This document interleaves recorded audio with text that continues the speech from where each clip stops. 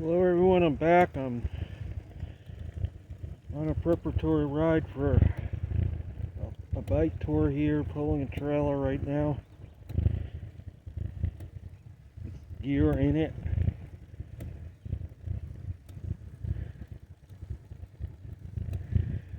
About 25 miles into the ride. I didn't go all the way to Covington today. I just went probably about 5 or 6 miles short of Covington, turned around. I don't really want to run out of daylight heading back home.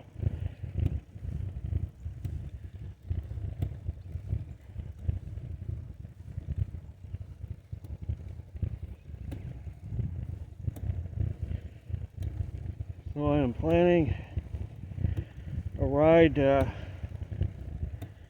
first leg to Springfield, Missouri, and then take it from there. Whether I go further or not depends on how I do on the first leg of the journey.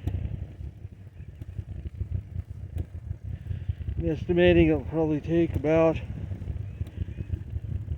between 2 and 3 weeks.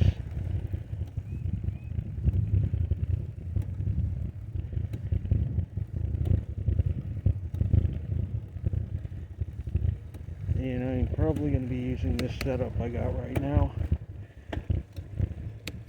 Testing everything out, making sure everything is okay with this setup.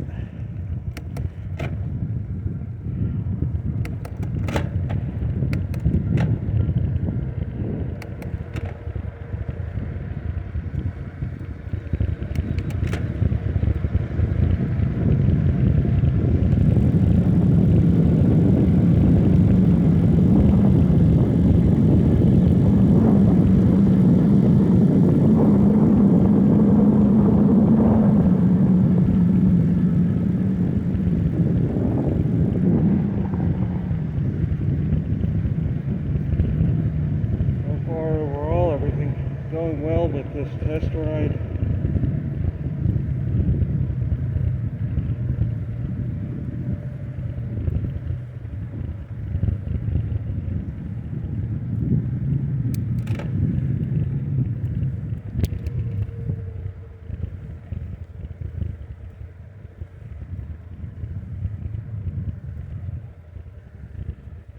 So what I'm going to talk about today is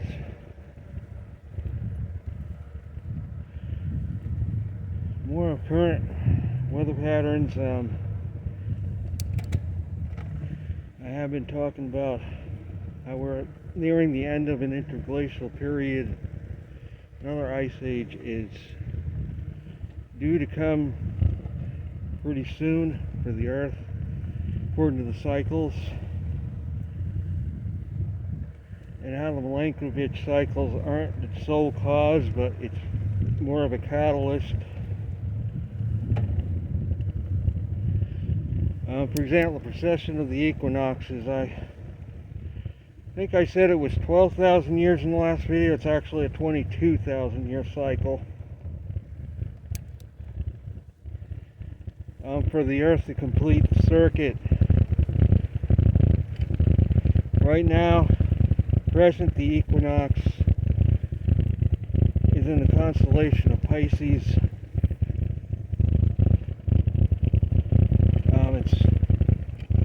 Moving in the direction of Aquarius. We'll be reaching Aquarius in the next couple hundred years.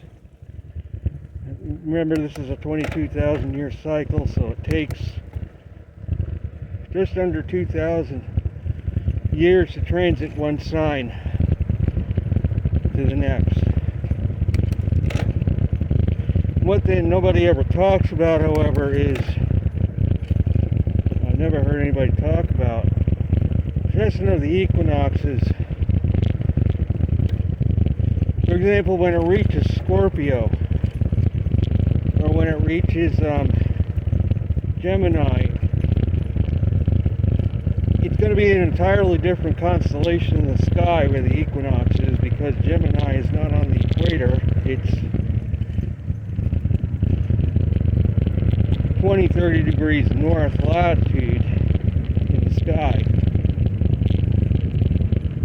So the equinox is actually going to be in an entirely different constellation in the sky.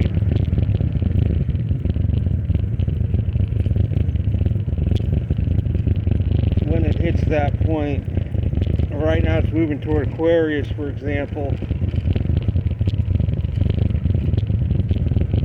and then Capricorn comes after that. When it hits Capricorn,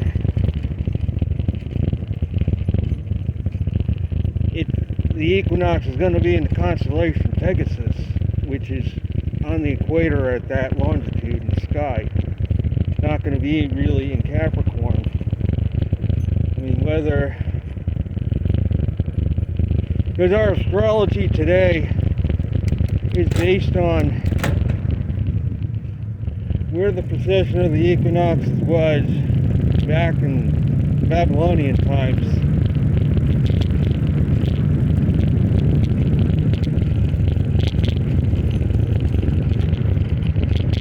So the signs are a little off.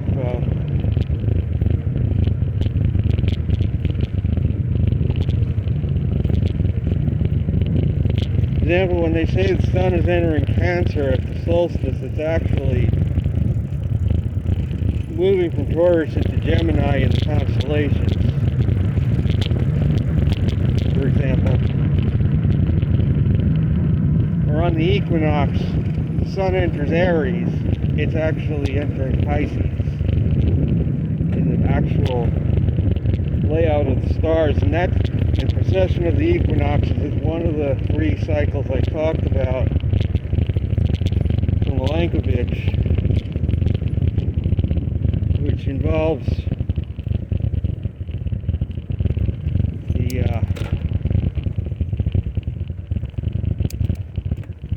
how far the Earth is from the Sun, because it's not a perfectly elliptical orbit, and even that varies, which is another one of the cycles. Right now, again, as I stated, the Sun is closest to the Earth in January, which is Northern Hemisphere winter. In 12,000 years, the Earth is going to be closest to the Sun during the summer of the year in the Northern Hemisphere,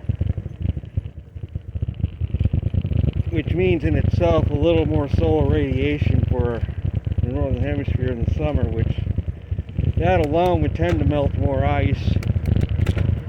But the other factors are in favor of more ice, which are going to override that because they're longer period cycles.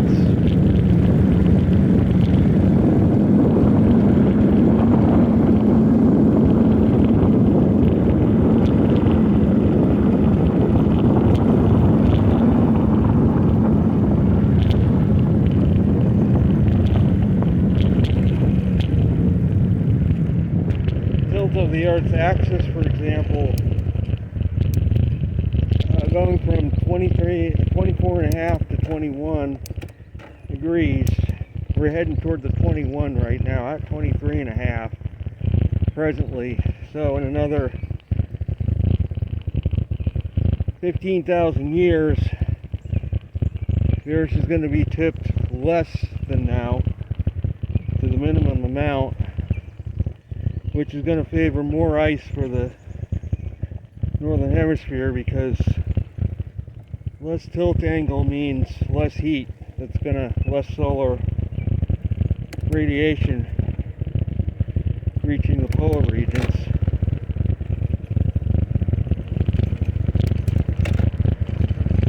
And the third cycle, with how circular the Earth's orbit is, or how elliptical, that varies over a course of 90 to 100,000 years. So there's times when the Earth is 30% closer to the sun or further. We're not in that now, though. We're moving away from that even more. Right now it's only 7% variation, and it's moving toward being more circular. And that again is going to favor less radiation for the polar regions.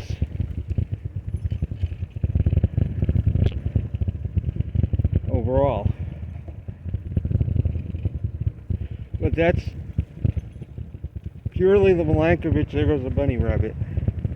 That's purely the Milankovitch theory. If that's the only thing,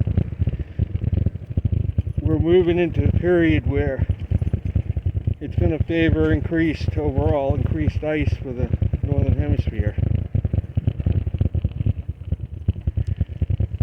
However, I feel that the causes go much deeper, and it's an actual variation of solar output that causes climatic changes to happen on the Earth in the long term. I mean, there's other things that can happen that can override temporarily the sun, such as volcanic eruptions, comet impacts,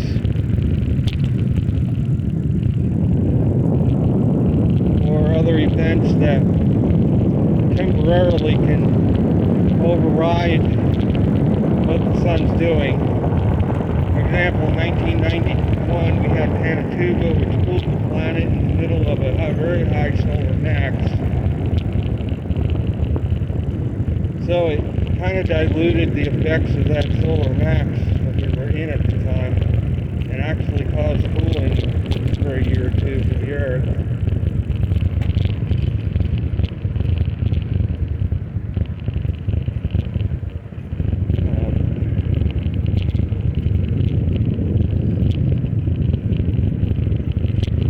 In 1982, we had Eltron.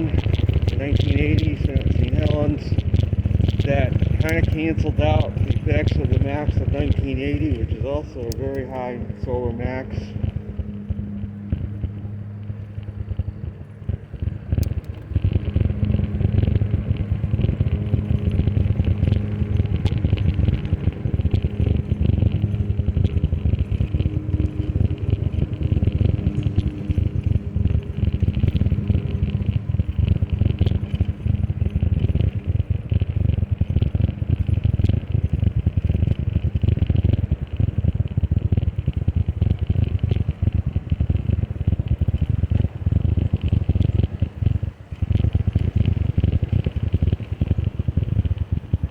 So getting closer to home on the weather and time-wise, MJO is flickering out for phase 4, but it's in phase 5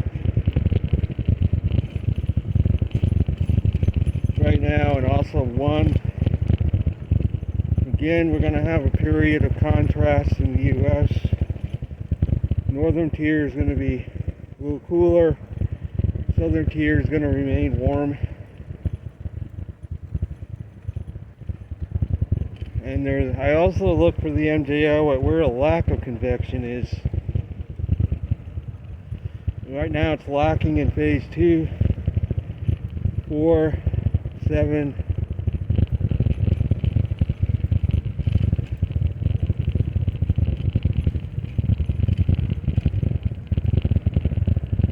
And it entails that it's going to favor probably a warmer east, colder west overall.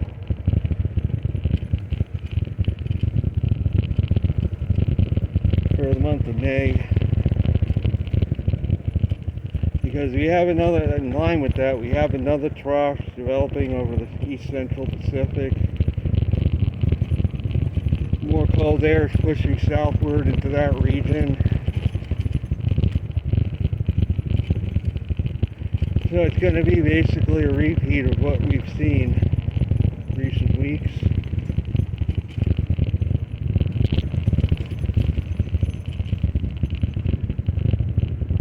Where the west is probably going to turn chilly again, in line with what the MJO is doing.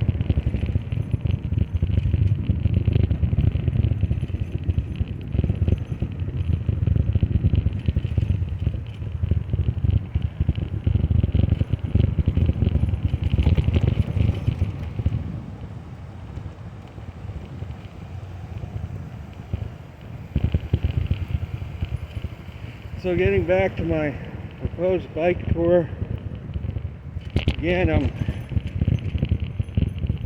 going to be riding alone to Springfield, Missouri, a distance of just under 1,000 miles.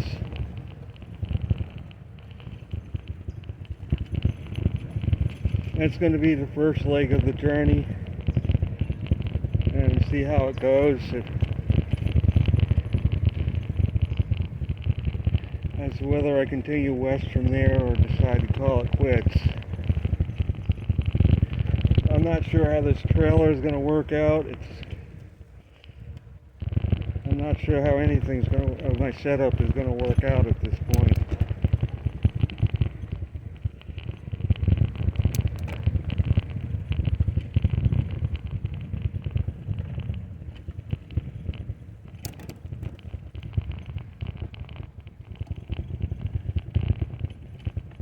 I'm planning on probably covering 40 to 50 miles a day, depending on the terrain. It may be a little give or take on that. So yeah, again, I'm looking at probably up to 3 weeks. Maybe a bit less. Depends on the weather, how much ground I actually cover each day.